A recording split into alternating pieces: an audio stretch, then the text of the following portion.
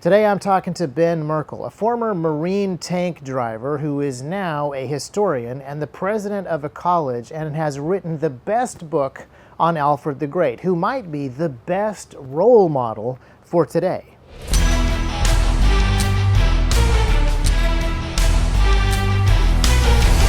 Welcome to another T-Rex Talk. My name is Isaac Botkin, and with me today as a guest is Dr. Ben Merkle, who I find fascinating, and I hope that you do as well. Originally, because Dr. Merkle is the president of a college, we were going to talk about education, higher education, and educational trends. Then I thought, nah, that's boring. Let's talk about Alfred the Great, because Dr. Merkle has written a great book on Alfred the Great, and I think Dr. Merkle, you bring a lot of both an understanding of combat and military, but also some of the other stuff that Alfred did.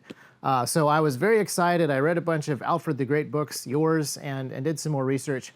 But then stuff has been breaking out within the halls of higher education. So now that's topical again. Would you rather talk about Alfred the Great or academia? Or is there a way that we can kind of blend lessons from the two? Yeah, it's an interesting moment right now. I mean, the whole position of college president, the decision making that happens in these kinds of crises is really on the front page. You know, you see what's going down in Columbia, UCLA, elsewhere. It is really interesting, and I mean, the way I would connect that to Alfred the Great is right now you have. You have the perennial temptation to pay the Danegeld, which is going on in all of our college campuses, and an inability to read the moment and understand the consequence of this, and the fact that you're choosing a path that leads to your own destruction. And that was, I think, a hard lesson that was learned by the various Anglo-Saxon kings during the Viking invasion, is that you have this invading horde who promises to pillage, rape, plunder, kill, maim, and you go out and face them in combat, in which case if you lose, you'll be sacrificed in a gruesome way to their pagan gods. Or you can just pay them a huge sum of gold and they'll agree to go away. But and so the temptation is always to that quick, short-term, easy piece to just do that. But as Kipling is famous for his poem saying that once you pay the Danegeld, you'll never get rid of the Dane. So the Danegeld is Geld is the Anglo-Saxon word for money, same with German today. And so Danegeld is the Dane money. You pay them as this kind of little tribute, and supposedly they'll go away. But Kipling's observation is, as soon as you've paid them, you've let them know that you're weak, you're easily you're unprincipled, you're easily bullied, you'll give up all of your wealth. Mm-hmm. So they're just going to circle back in a short amount of time and say, yeah, now this time the price is a little bit higher. That's just the way these things go. Is there is a kind of wicked mindset that knows how to constantly escalate at the point at which you're willing to constantly capitulate. Like if you won't draw that line, they're going to keep escalating, and you see that exact same tactic on these university campuses right now. I was just reading, some of the research done on the groups that are behind this, because these aren't just spur of the moment student protests. These are very carefully coordinated by far left ideologically oriented groups that are highly funded, organized, and are thinking through in very careful ways how to basically blow up America. And one of the things that you notice is that they're very purposefully trying to coach the student protesters into doing things that will be violations of the law, but that will not be opposed, that will be tolerated by the administration. Oh, yes. So that's like that's why there's such a focus on set up tents on the campus lawn. Because that is actually illegal. You're trespassing at that point, but the university administration won't do anything about it. But once you've done that, once you've got them to say, oh, we break a law right in front of your face and we defy you and you won't do anything about it, you just paid the Danegeld. And now we're going to say, okay, so the next thing is to occupy buildings. We want to occupy buildings. Mm-hmm. And these are progressive steps to basically get to the point where the rule of law no longer exists, and these administrations are utterly powerless, compromised, and shams. Um, and it's hard. It's hard to say, you know what, I'm going to send in the cops. We're gonna put people in zip ties. We're going to use some tear gas, and we're going to remove this because everybody's going to be there with their iPhone, and you look like this heartless, terrible bureaucrat for doing this kind of thing. But it's cowardice. Everyone's going to talk about Kent State University. Yeah, but it's cowardice. This is your job. This is why you have this position, is to establish order on your campus, and you have to do that. Yeah. So let's go back to Alfred the Great for a moment. Here's my thesis that I wanted to talk to you about. I believe that Alfred the Great, who's the only English monarch that is called the Great. There's lots of other the Greats throughout history, but specifically comparing Alfred the Great and Alexander the Great. Alexander the Great conquered the most territory and is the Great because of his great military conquests, and he was an incredible military man. But he personally didn't live very long, and his empire didn't last very long. He had the biggest empire for kind of the shortest amount of time. Alfred the Great had some incredible military victories against the Danes, the Viking invaders, the barbarians, but he didn't take lots of territory. He just retook what he had, the smallest amount of space in his military endeavors, but for the longest amount of time, the civilization that he built grew and flourished. And so I think that he is greater than those other the greats who measured their military conquest in terms of miles and square miles rather than years of civilization and peace. Yeah. No, I think that's really true. Alexander the Great. I'm no Greek historian, but I mean, if you look at Alexander, he really comes at this moment where you've got this massive Greek culture that is behind him, and he manages. He's riding on the end of centuries upon centuries of the building of this incredible Hellenistic culture that was pagan, problematic, and yet there's something truly impressive and glorious about the Greek civilization.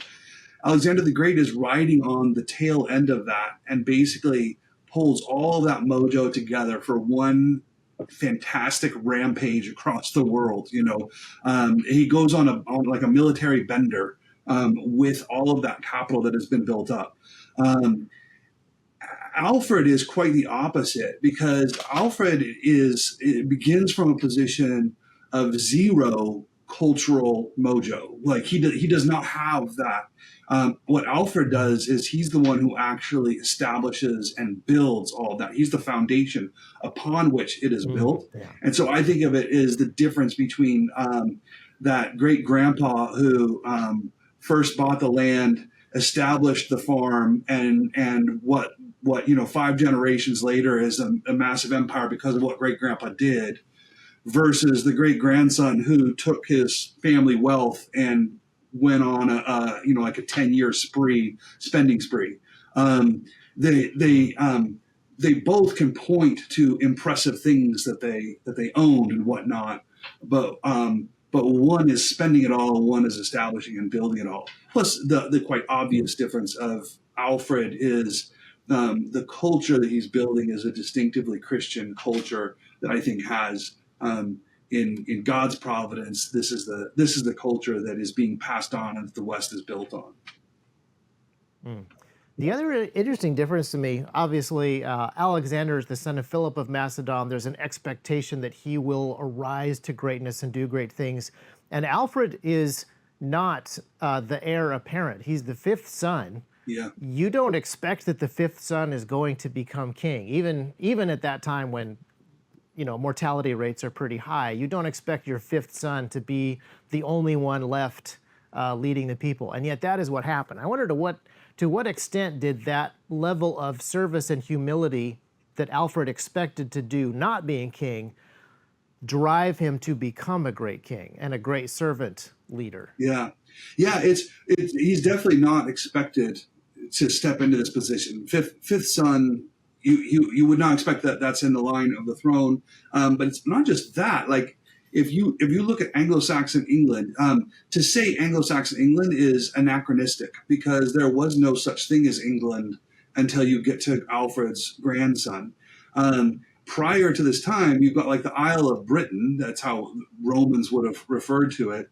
That is then settled by these various different tribes and clans, different Anglo-Saxon tribes, which then become little Anglo-Saxon nations. So Wessex is the nation that Alfred takes, but you have Mercia, you have all these different Sussex, all these different little nations.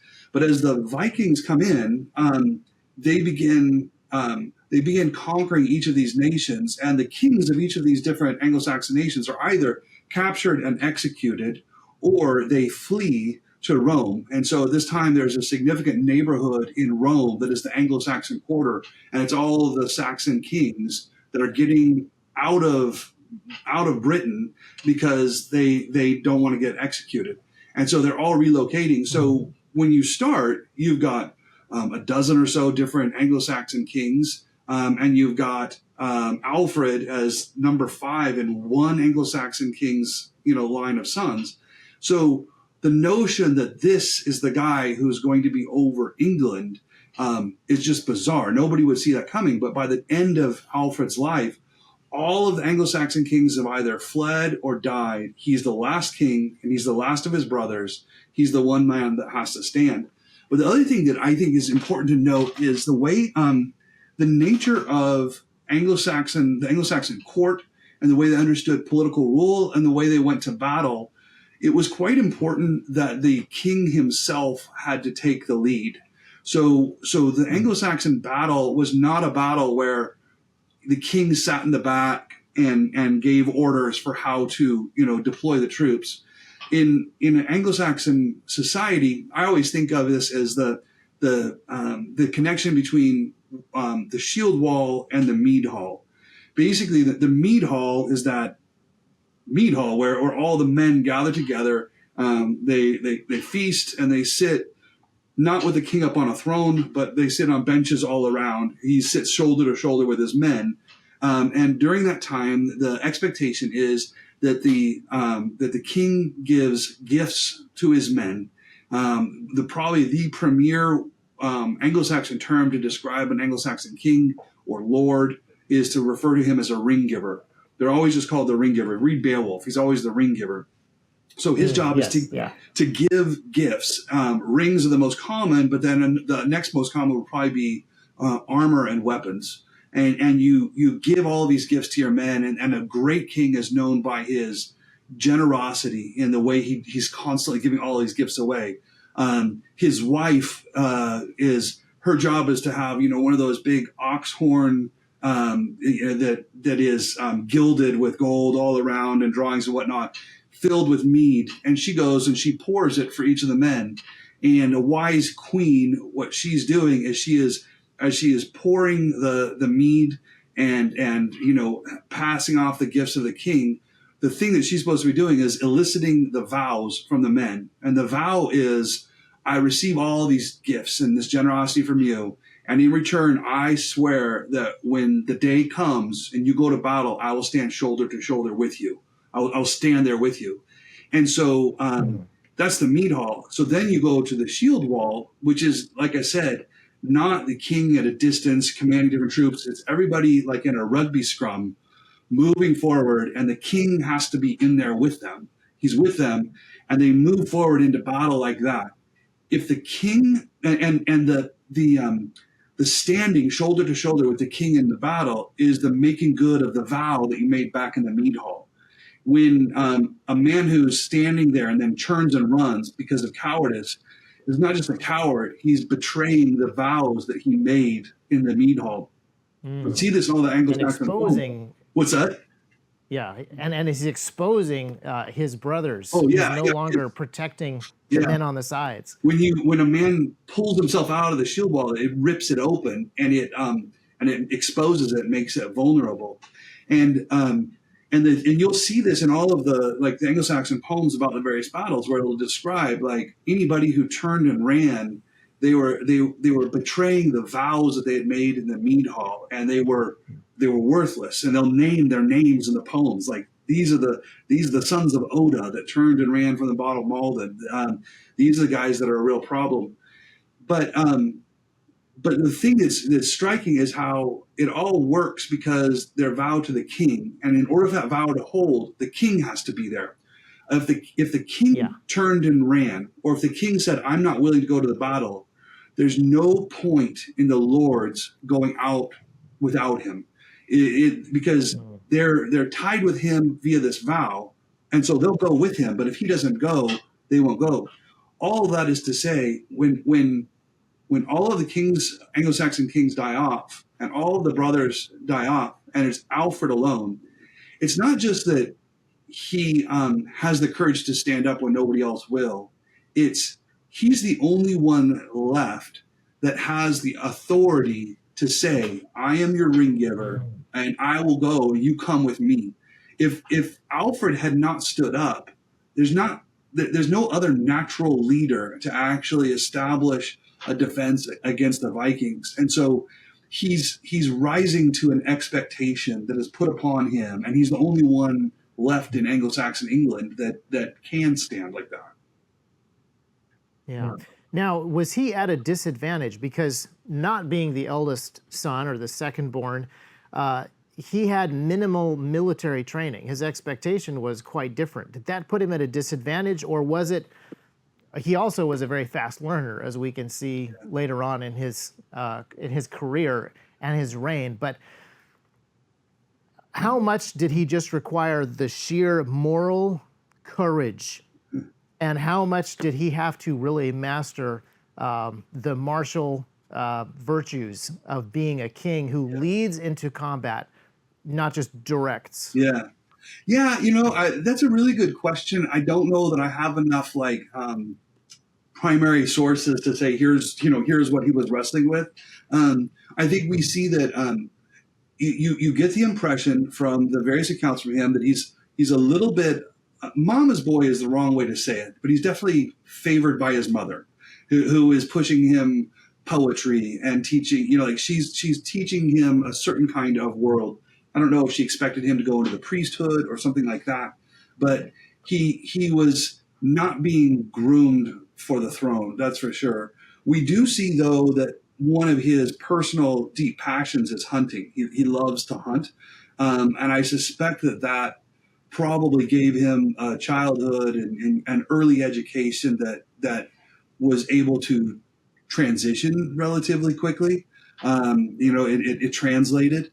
But yeah, there is, he has to pick up a lot really fast. But when you look at not just his military conquest, but everything else that he builds, as you said, he's clearly somebody who's able to read the room, understand what is needed, and then rise to it very quickly. Now, you have an interesting career path as well. You started military, and then you went into studying history, writing books, and now president of a college. That seems like not super common. It seems like in modern times, we tend to put people into specific lanes, and these are not lanes that necessarily cross over quite as much. Now, you were in the Marines, so the Marines do study history and read more than other branches do. So maybe that's maybe that was a little bit of a head start, but tell me a little bit about that journey for you. Sure. Yeah. I mean, in one sense, there's just a group inside the Marine Corps that actually probably does lean into higher learning far more. But then there are large swaths of the Marine Corps that I think lean into it far less. So I was enlisted. I was a reservist. I served on a tank crew when I first went. I was on M60 and then transitioned to the M1A1 in, I think, 91 is when we got those. So I joined the Marine Corps right out of high school doing my plan was just to do the standard, get the GI Bill, have it pay for college. But it introduced a little bit of adventure into my life. I was, skinny, non-athletic kid from Boise, Idaho, who had seen no adventure, and I just wanted something that would scare me, So I thought Marine Corps boot camp has all the potential for that. It's funny because I joke that, like the Marine Corps gave me a lot more than I ever gave the Marine Corps. I was a pretty as low on the totem pole as you can get. People always talk to me about like, how does the Marine Corps think about these things, or what's their strategy here, or were you involved with this? And I'm always like, I was the guy at the back who was just like carrying things. I didn't rate a whole lot, but I sure got a lot out of the Marine Corps. That's for sure. I learned so much, and disproportionate amount of my life stories are all from my brief time during those years. So I did the Marine Corps in order to pay for college. I came up to University of Idaho, had a real sort of faith awakening in my first couple of years at U of I. But originally, I had a very strong bias towards math, science, STEM. If it wasn't numbers or formulas, it wasn't real in my mind. I thought liberal arts was just ridiculously effeminate, and I didn't really want to have anything to do with it. But what I noticed was, as I matured as a Christian, that the men that I kept seeing who stood out as the guys I wanted to be like, disproportionately had given themselves to the life of the mind and to study, particularly as I became theologically reformed. There was an evangelical kind of awakening I think I first had, but then that desire to serve God became oriented as I became theologically reformed. And Reformed theology, well, it sharpens the life of the mind. It makes you say, okay, let's think really seriously about this. And I began taking reading and those sorts of things far more seriously. And I eventually ended up, initially I was doing campus evangelism at the University of Idaho when I first graduated. So trying to do Bible studies and things like that. And a guy that I was lifting weights with said he wanted us to use the U of I gym, but I couldn't because I wasn't a student. So in order to be a student, I needed to take a class.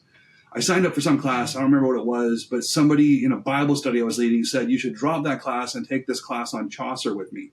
And I remember just saying, that just sounds like the lamest, most effeminate thing, like a 14th century poet named Chaucer. And he said, well, no, take this class and we'll sit at the back and make fun of the English majors together. And I was like, that actually sounds like a noble calling. I could do that. So I signed up for this class on Chaucer, and I show up, and it was a spring semester, so it's like January, which in North Idaho means blizzard of snow outside. The prof comes in, and he was former Army airborne, and he comes in with like cut off jean shorts, a t-shirt, swearing and lighting that class up, throwing people out. It was the most intense, like, whoa. And we're reading Chaucer. And I was like, okay, hang on. This is kind of cool. And what, I had an opening in my mind to like, I want to take seriously the life of the mind. But here was a guy who was, doing it in this uniquely masculine way. And he was kind of Jack Catholic. So not super faithful, but had enough of an appreciation for the role of the gospel in the creation of Western culture. And what I found was I'm sitting in these classes with a bunch of like liberal English majors, but we're working through 14th, 15th, 16th century poetry where they're wrestling with Wycliffe, with the Protestant Reformation, with all these things. And I'm finding that in this class, we are getting closer to the heart of the gospel in these discussions and getting to individual students' souls and like what's actually going on inside way more than I was doing in any of my evangelism with my gospel tracts. And I found that life, I basically, as I started to move into that world, I started teaching at New St. Andrews. I started taking more and more graduate classes in literature. And I found that I was actually able to have a far more dramatic effect on students in mentoring them, discipling them, and pointing them towards Christ than I did in almost any area of my life. So I had wanted to be a minister, but I found that being a college professor was far more fruitful. And it's actually, that's the guy that got me into Alfred. We did 1 year, we did a whole semester of Anglo-Saxon grammar. And then the second semester, we read Beowulf in the Anglo-Saxon. And then, so for my thesis, I was trying to find something that would connect Alfred to, or something that would connect Anglo-Saxon to some of the other work I was doing. By now I'm teaching at New St. Andrews, and I was teaching a lot of Augustine. And I found out that Alfred had translated Augustine's soliloquies from the Latin into the Anglo-Saxon, and there wasn't really a good translation of his work. So I translated Alfred's soliloquies from the from the Anglo-Saxon into modern English and did a commentary. So that was my thesis. And then when I graduated, then I got the opportunity to write the book on Alfred, mm-hmm. having just come off of spending a bunch of time on him. Yeah. And I wanted to kind of get to this idea here as well. So you are in some ways like Alfred in that you have moved from, one particular lane to another particular lane because you saw the needs that were there. And I see that in Alfred's life as well. In some ways, he strikes me as the quintessential, the definitive Renaissance man. Yeah. I love the concept of the Renaissance man, but I kind of hate the term because Alfred is the Renaissance man centuries before the actual Renaissance. And the best Renaissance men that you can think of don't come out of the Renaissance or come out of Italy. Right. Leonardo da Vinci is kind of the exception that proves the rule. He's not the norm. But Alfred was amazing that he would rise to these occasions, read the room, see the needs, and do the things. If it was writing songs because people needed songs, he would write songs. If it was translating stuff because they needed an anchor for their civilization, he would translate stuff. If it was city planning, if it was boat building, if it was inventing, if it was demonstrating a level of, I don't even know the right term for it, but the way that he conquered his enemies on the battlefield and then ministered to them. Yeah. It is a fascinating difference from the previous Anglo-Saxon and Danish Viking way of completely obliterating your enemies and humiliating them.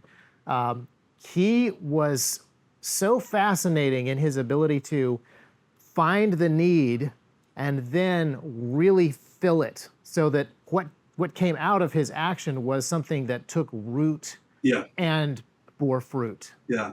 I think the thing that's so astonishing about him, that's most remarkable, is his ability to sit in a land that has been devastated and to see these 8 things need to be built here. And they are, so you've been overrun by Vikings. It's not surprising that he overhauls the Saxon military, the army. It's not surprising that from there he goes to the infrastructure of the cities, that he basically relays out all of Wessex such that an army can quickly get to defend in one place or another. That he lays out he becomes a master of city planning in order to ensure that these burgs, the fortresses that he builds, can be quickly and easily defended, so that to this day, if you go to an English city that was originally planned by Alfred, you can still see the fingerprint of his work on that city, and the high street that bisects the city so the army can move from one side to the other, the wall street that surrounds it, the cross streets that allow for quick defense. It's all set up in this really mastermind kind of way. That much is not too surprising. What gets really surprising is him then saying, actually, for all of this to work, we actually need a literary renaissance, that we need to teach everybody to read Anglo-Saxon. We need to teach select people how to read in Latin. We need to commission a bunch of people to start translating Latin text to Anglo-Saxon and have this whole literary renaissance. So to this day, if you take an Anglo-Saxon class, you're probably going to learn the Wessex dialect. There's dozens of dialects, but you'll just learn the Wessex dialect because that's the most common, not because more people spoke it, but because all the books came out of that little place. That's where all the translations happen. That's where a disproportionate amount of the texts come out. So the dialect of Wessex becomes the most prominent one. But then what's even more surprising, I think, is at the foundation of it all, Alfred says the entire problem, our military problem, our political problem, our logistical problem, all of these things stem fundamentally from our walking away from the serving the true God. I mean, he's very clear that he believes the reason the Vikings were able to conquer Anglo-Saxon England was because the impiety of the Anglo-Saxon people, and that if they were to return to God in true worship, that God would deliver them. And so at the foundation of it all, that's really the thing that he's doing, is he's saying we have to serve the one true God. And so a lot of that translation project is about equipping ministers to preach the gospel and raise up a faithful nation all around him. The other thing he's probably most known for is Alfred rewrites he writes an entire Anglo-Saxon legal code, starting with the Ten Commandments. He starts with the law of the one true God, and then he establishes this legal code built upon it.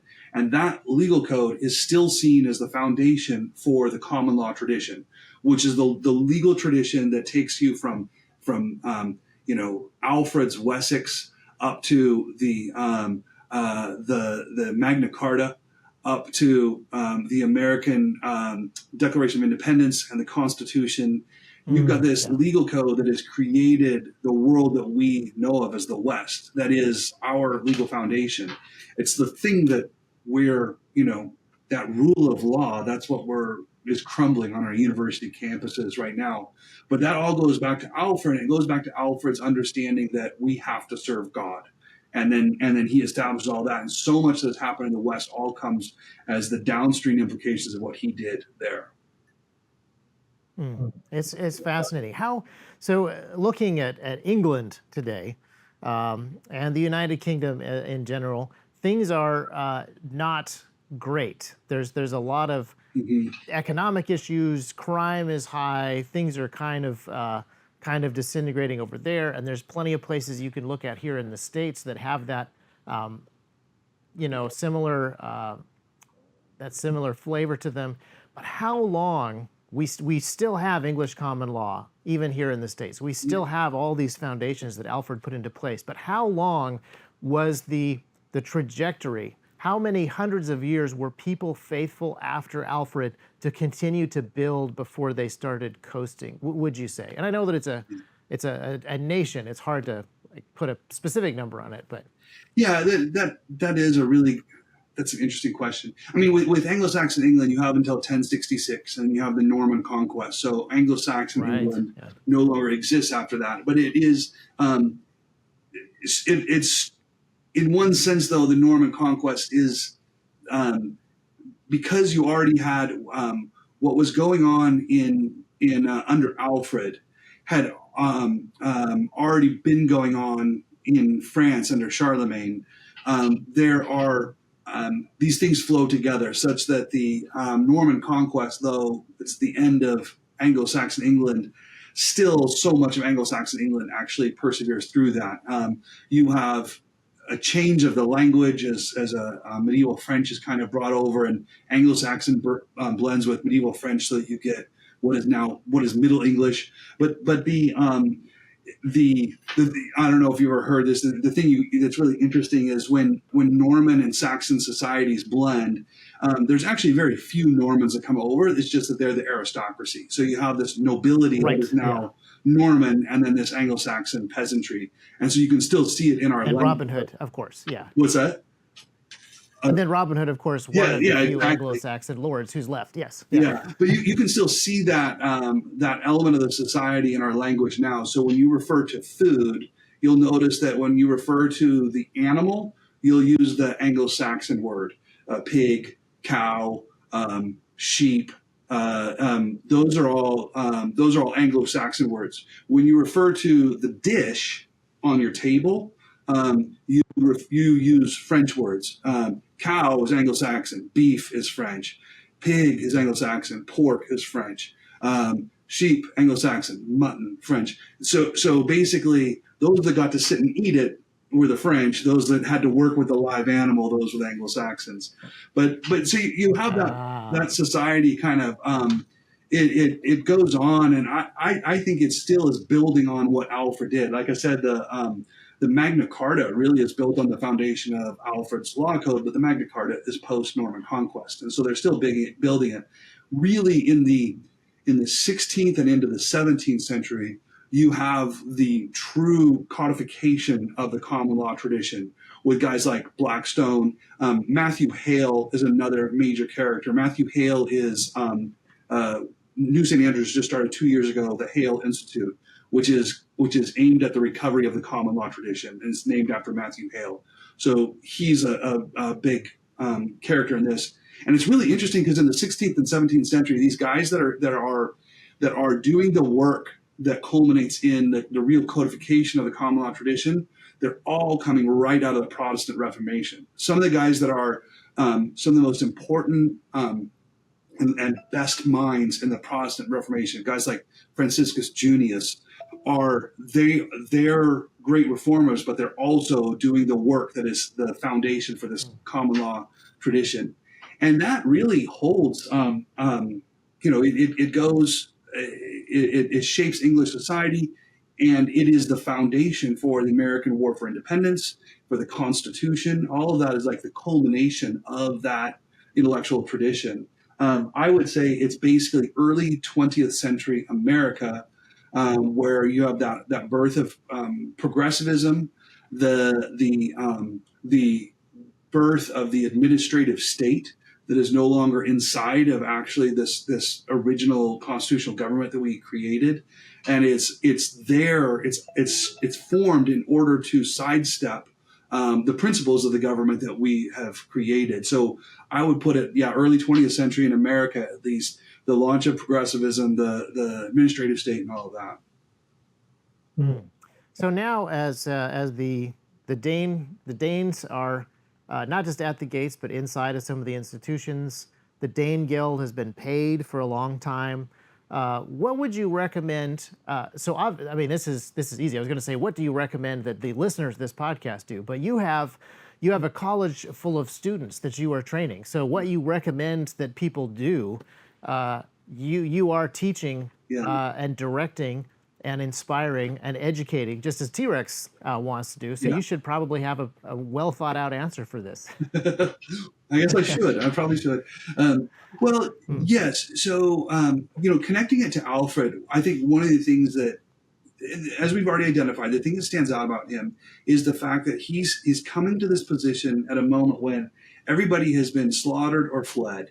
But he leans into the moment, and he leans into the moment not just with military tactics, but with larger cultural institution building moves. And that's the thing that I think really strikes me right now, is how much evangelical Christians, I think, have quitting in our bones way too much. We flee, and we abandon, and we divide. And the thing that I don't see evangelical Christians being able to do is actually being able to launch, build, lead institutions, to recapture institutions.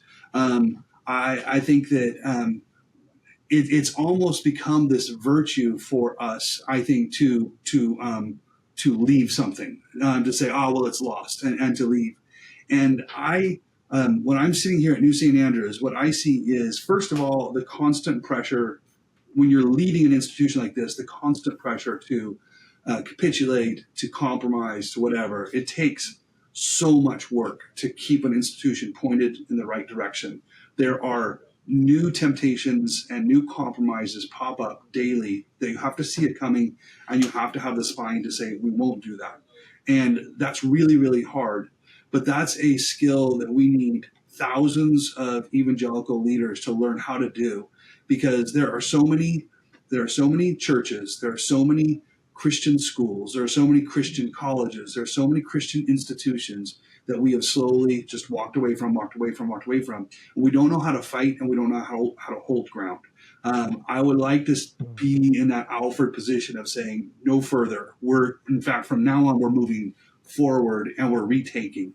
In 2020, when between the George Floyd and all of that, and then the COVID moment, I was shocked during COVID to see how quickly all of these platforms that we thought we were okay to work on were suddenly really, really flipped against us and became like, if you want to be on here, you have to, burn the pinch of incense. You have to comply.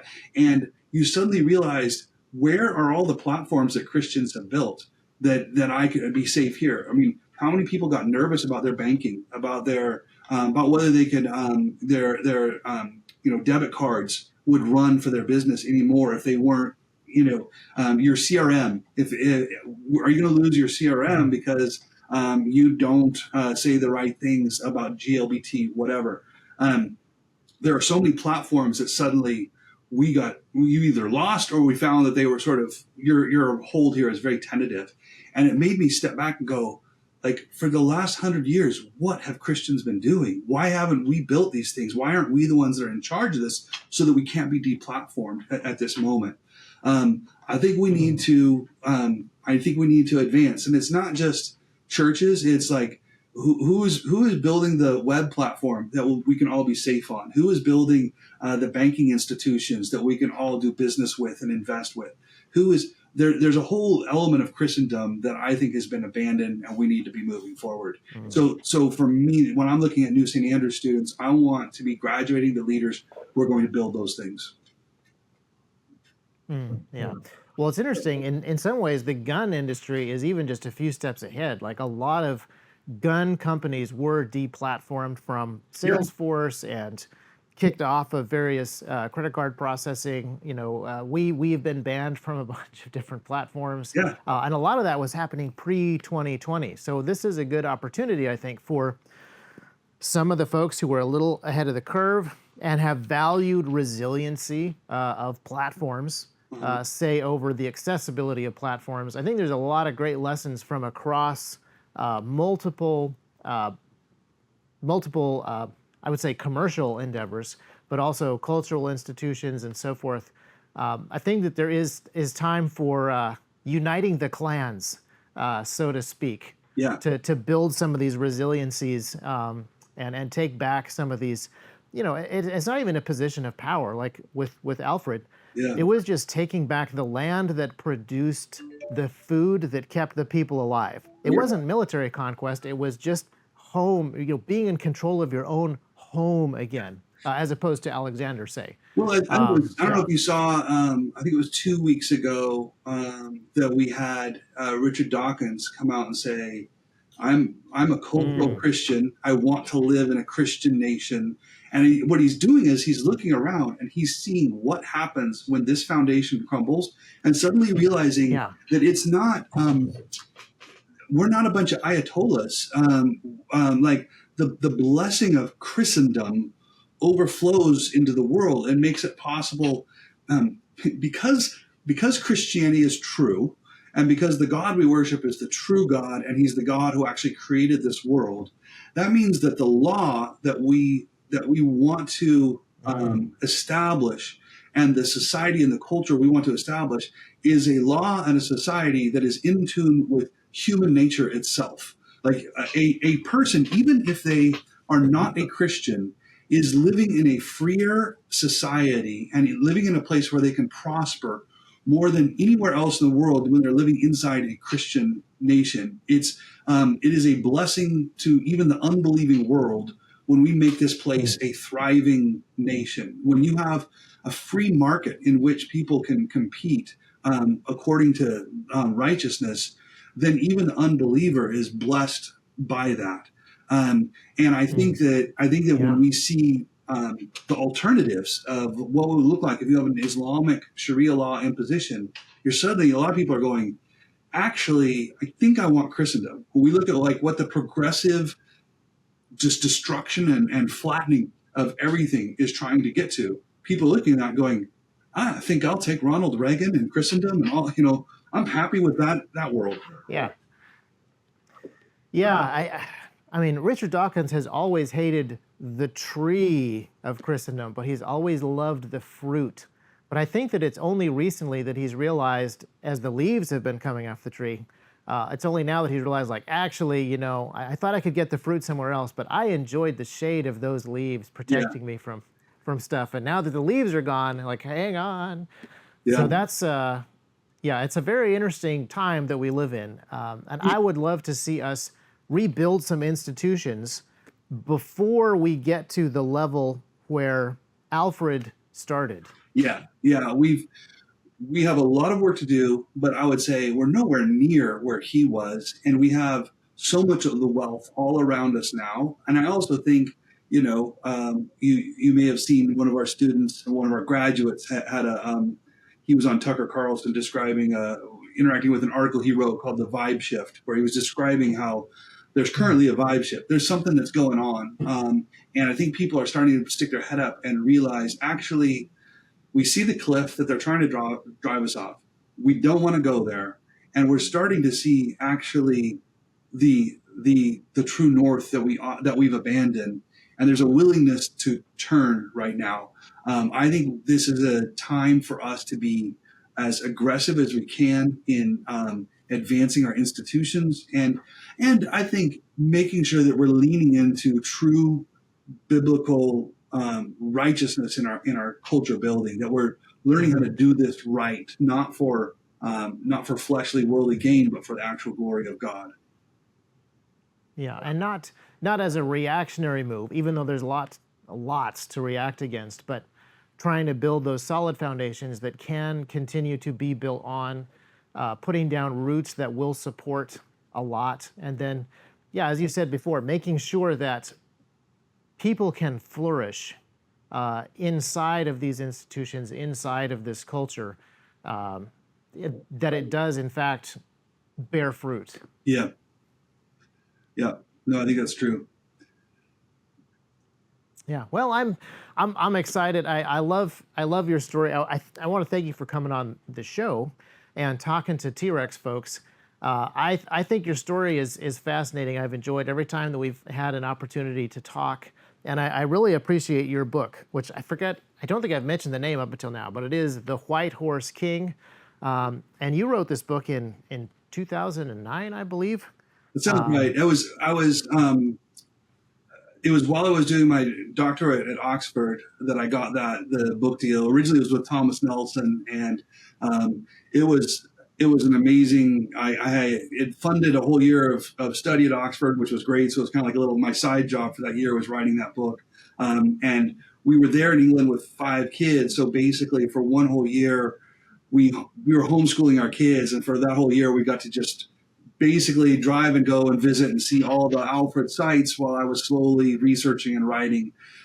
So it came out the following year. And then actually just in the last few months, Canon Press just dropped an audio version of that. So if you would prefer an audio book, you think you need a Canon Plus subscription, but it's on there. It's not read by me. It's read by another guy, but his voice is much more fun to listen to than mine.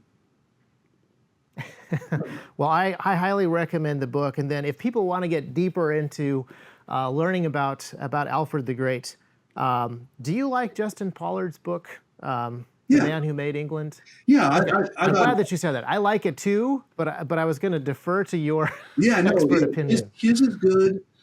There's another one by, I'm blanking on the name of the guy. He was a prof at the Naval Academy at the time, that I thought was... his was the best, very academic and scholarly version, and I'm ashamed that I can't remember the name right now. I'm looking at my Alfred the Great books right here, seeing if I can identify really quick. There's one book by a guy named Alfred Smythe, who it's probably the most in depth in terms of citing all of the primary sources. So for you really want to geek out on it, Smythe's book is really good. But Smythe is the quintessential academic, and there are so many guys like this. It drives me nuts. Where I think Smythe, maybe his name is Alfred Smythe, and I think maybe he has a chip on his shoulder for being named Alfred, and maybe got beat up too many times as a kid for being named Alfred. But his whole thing is about trying to demystify Alfred. And so the fact that Alfred is Alfred the Great has put a massive chip on the shoulder of every academic trying to interact with him. They will try, they take every ambiguity and try to read it in the most pessimistic light possible, because they want to demystify Alfred the Great. I very deliberately took the exact opposite angle and said, listen, I think that we need to put him forward at his best. And I think that, and I write, I'm capable of working in the academic space. I can do that. But I think I'm best when I'm writing at the popular level. And so I definitely am writing at a popular level here. I'm not trying to be an academic with this book. If somebody's expecting an academic text, that's not what this is. It's a popular level. I'm trying to take all the information we have about Alfred and set him forward in his best possible light. And I love that, because there is a trend. It's not just amongst certain academics, but I think even some of the biographers writing at the popular level and historians who write more popular stuff, there is this extremely pessimistic read on the past. Yeah. And I believe that the only reason that it can, that you would take this as an agenda is to try to, make the current trajectory of the world look good in comparison. This idea of progressivism, naturally, order coming out of chaos naturally. The Dark Ages have to be really dark. Alfred has to be not so great. Everything has to be toned down so that things can look good in comparison. Even the original Star Wars movies have to be lame so that the new ones can look good. It's the only way that the comparison works. Well, Alfred is your quintessential WASP. I mean, the only thing he isn't is Protestant, and he would have been had he been around for the Reformation. He is a white Anglo-Saxon. He is your. So if somebody needs to be taken down by the progressive agenda, he's at the very center of what they're doing, and that's why I'm really happy to just kind of lean into, embrace all of the glory around him. And I think the other thing you see right now is in popular media now, lots of interest in Vikings, right? Lots of shows about Vikings, and they make them glorious and all these things. It's like, no, if you read the actual Viking accounts, this is nothing like what they were. Like, the Vikings are like these like Hell's Angel road warriors who are also feminists, and it's like, it's just not what they were like at all. I did just remember Richard Abels is the author of the biography. Yes. And from a scholarly perspective, I think that's probably the best one that's out there. He was a Naval Academy prof. But Richard Abels and then Alfred Smythe would probably be my number two. I'm probably out of date because I wrote this in 2008 and 9, so maybe there's a lot of stuff that you would read now, but those were the ones that I was most drawing from. Well, there are definitely new archaeological finds and some new tools, but generally, in my very limited experience, and I'm not an academician, and in fact, I'm kind of aggressively blue collar. We've talked about this a little bit in the past. But my limited exposure is that the newer research is almost always tinged. They may find new facts, but it's always tinged with stuff. There's more bones to spit out and less meat. Every time I read a new history book on a subject that I'd already studied old history books on, there's just more bones to spit out and less meat in general. So I like the old stuff. And anytime that there's new data, it's always fascinating to see. But I always come away with it with a great deal more appreciation for older scholars, Daubigny, some of these great historians and writers, Schaff, etc. Well, I want to thank you, Dr. Merkle, for spending so much time with us. And I love the way that you have connected together so many different things. You are a Renaissance man yourself. The way that you have seen needs and gone to meet them. The way that you have tried to communicate and elevate some of these things of the past that are getting forgotten, and then continue to do that same work. I appreciate it tremendously, and I'm so glad that you're out there. I'm also glad that you're doing this at an academic and institutional level where I don't fit. I'm glad that you're there. I love the division of labor. Well, thanks very much. Thanks for having me.